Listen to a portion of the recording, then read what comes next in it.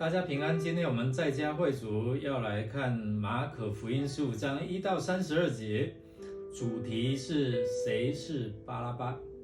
我们来看今天的金句。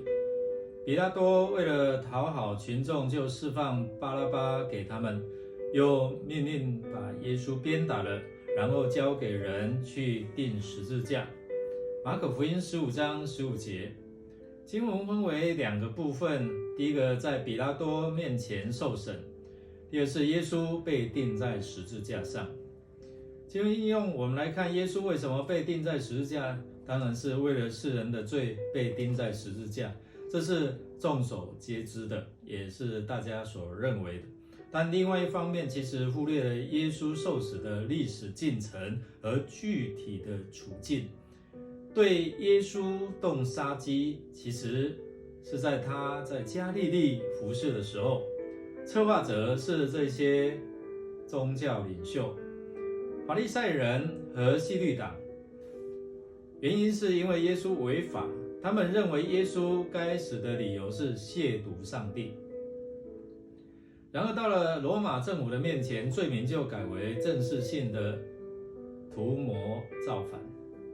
那他们应该知道，这样的罪名是比较容易有效让罗马政府来关注，而达成杀害耶稣的目的。其实在逾越节当中，总督会释放一名囚犯给百姓。那比拉多想释放耶稣，但是因为了解祭司长们，他们陷害耶稣背后的动机就是嫉妒。公会的领袖深感耶稣的言行威胁到他们的权威，祭司长挑唆众人，宁可释放巴拉巴给他们。在马太福音27章16节也有记载，那时候有一个声名狼藉的囚犯，名叫耶稣巴拉巴，他可能是基甸党的活跃分子，名字也叫耶稣哦。那耶稣在当时是很普遍的一个名字。比拉多就问犹太人这两个相同的名字的人，你们要选择释放哪一位？虽然比拉多他的夫人也叫人告诉比拉多不要参与陷害耶稣的事情。巴拉巴所犯的罪正是祭司长们控告耶稣的罪名，然而众人却选择真正来背叛来作乱的人，除掉没有作乱的耶稣。这群民众显然是祭司长他所招聚的人。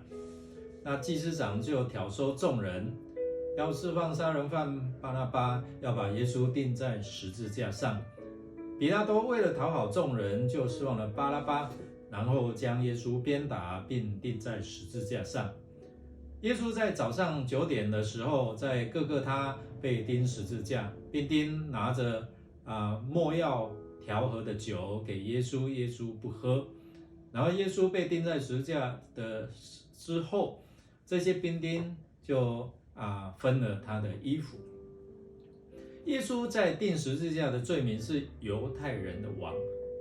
又2个强盗和耶稣同钉在十字架。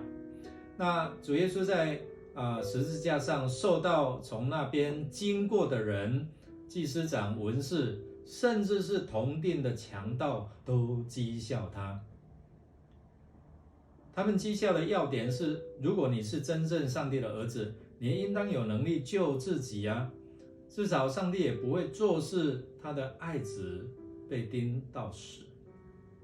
我们来默想，主耶稣他可以从十字架上下来，为什么他不拯救自己呢？当你清楚上帝的心意的时候，你遭受不同的人讥笑和责骂时，你会怎样回应？我们一起来祷告。主耶稣，感谢你能够为我们受苦受难，被钉死在十字架上。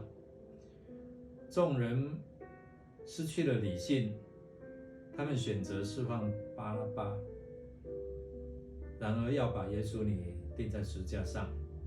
求你帮助我们，不是参与在你在十字架上的那一位。